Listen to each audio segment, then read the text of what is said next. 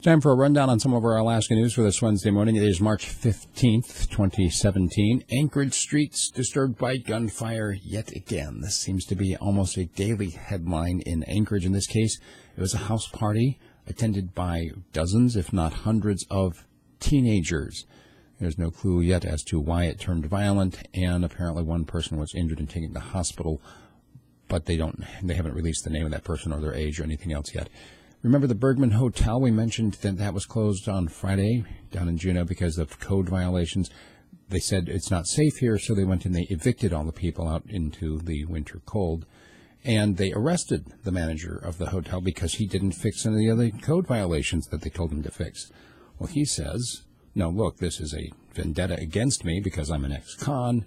The real problem is with the owners and the management company. I'm just trying to do my job and help these people rebuild their lives. Well, he didn't show up for his court hearing on Monday, so now they've put out a warrant for his arrest. The standoff in Anchorage that we mentioned that happened on Monday apparently has ended with the man with a self-inflicted gunshot wound. He is dead, and they have not yet released his name.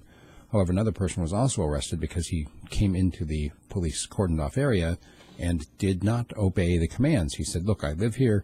They said, no, you don't. They arrested him. Turns out, actually, he didn't live there, and he's been charged with disobeying an order from a policeman. You know how it is here in Alaska. You get stuck on the side of the road. It's kind of an unspoken rule that you don't just leave somebody on the side of the road, right? Well, it turns out that the latest tourist's car getting stuck in the snow was pulled out on Sunday by a sled dog team. I wouldn't tell the police about that if I were you, but they did manage to get them out safely. And by the way, you can be cited for pulling somebody out of the snow. The moose, I don't know if you saw this video, there was a moose that charged some people that were waiting in line at the Alyeska Resort to get on the ski lift.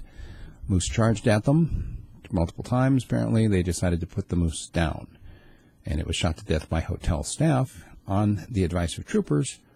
However, troopers are saying now they're not really sure it was a defense of life and property because normally that happens at the time. Also, looks like lawmakers are once again reconsidering the oil and gas drilling perks.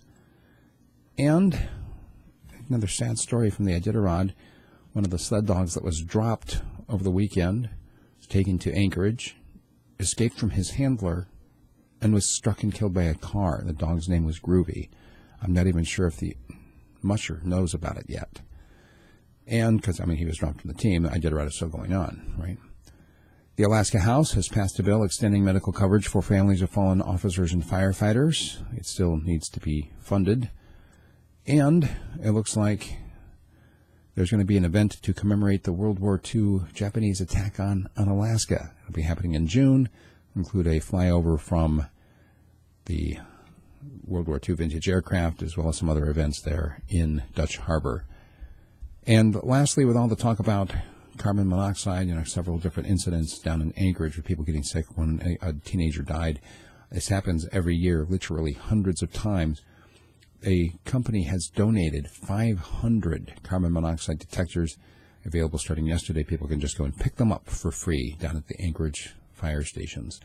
That's what we've got for our Alaska News. Make sure you check out my commentary today. It has to do with why people are so rude to each other. Could be that they do not value the imago Dei in their fellow man. And please support me either through Patreon or by buying a direct subscription at radiofreespeech.com. Thanks.